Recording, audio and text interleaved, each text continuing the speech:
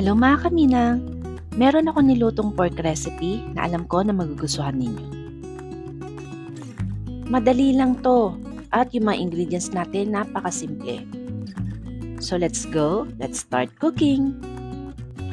Welcome to Minang's Kitchen! Kailangan muna natin palambutin yung ating pork belly.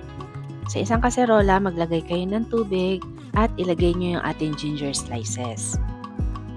Isasama na rin natin yung ating pinitpit na bawang, iniwang onion leeks, at itong ating dried chili. Rice wine, pamintang buo, asin.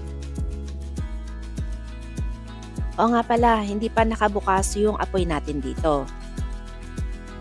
So, after natin niya mahalo, ilalagay na natin yung ating pork belly.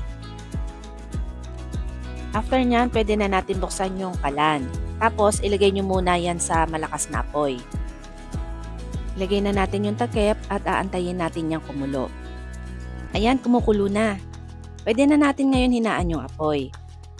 Tapos, oorasan na natin yan ng 50 minutes to 1 hour o higit pa, basta hanggang sa lumambot na yung karne natin. So, ayan na nga mga kaminang, malambot na yung karne natin. Tatanggalin na natin yan ngayon dito sa kaldero at pahanginan natin o palalamigin natin yan ng husto para mawala yung moisture dito sa ating karne. Pagkatapos, pag malamig na yan, hiwain natin yan na serving portions. About 1 to 1.5 inches yung laki. At habang ginagawa natin ito mga kaminang, kung gusto mo maging updated sa mga latest videos and recipes natin, i-click mo na yung subscribe button and notification bell. I-follow mo na rin ang Minang's Kitchen sa FB, IG, at other social medias. After that, ipiprito na natin yung ating hiniwang baboy. Buksan yung kalan sa medium flame at maglagay na tayo ng mantika sa ating pan or kawali. Kapag ready na yan, lagay na natin itong ating boiled pork belly. At this point mga kaminang, mag-ingat kayo sa pagpiprito kasi baka mamaya meron pang mga natitirang moisture dito sa ating pork, tumalsik o magputukan itong ating pork habang piniprito natin. Kaya pwede kayong gumamit ng takip ng kawali para panangganin nyo, para makaiwas na rin tayo sa aksidente. So ayan na nga mga kaminang, ibabrown lang natin yung both sides nitong ating pork belly. At kapag natapos na tayo magprito niyan, pipihitin ninyo sa mahinang apoy yung kalan. Pagkatapos ay dahan-dahan o unti-unti nating ilalagay yung tubig.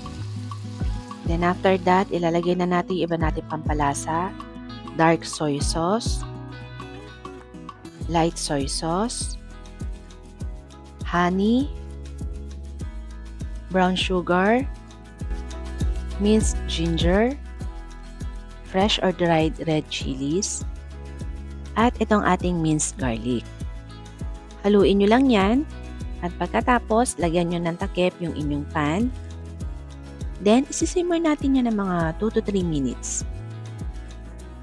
So after nyan, i-continue lang natin yan isimmer ng walang takip para ma-reduce pa yung liquid until mag-thicken or maging sticky na yung ating sauce. Ayan mga kaminang, tapos na. Pwede na natin tong i-serve. And this is my version of sticky pork belly. Pwede nyo siyang gawing appetizer or main dish. Lagay lang siya sa ibabaw ng mainit na kanin. Sana ay nagustuhan nyo itong ating niluto. Kaya don't forget to subscribe, like, comment, and share the video. Okay, kain na!